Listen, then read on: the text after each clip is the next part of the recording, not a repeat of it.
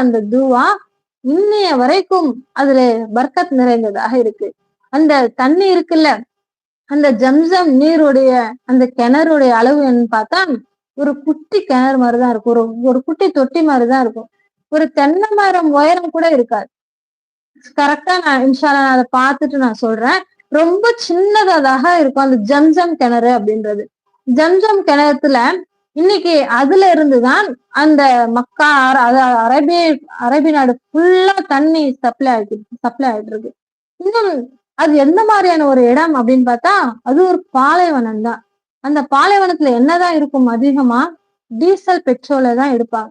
ஆனா அங்க அல்லாஹ் ரப்புல் ஆலமீன் அந்த நீரை அதிகமாக உற்பத்தி பண்ணி வச்சிருக்கான். இன்னும் எப்படி இருக்கு அப்படின்னா அதுல ராட்சச மோட்டார்கள் பம்புகள் வச்சு தண்ணியை வெளியே எடுத்தாலுமே கூட அந்த தண்ணியோட அளவு குறையவே குறையாது.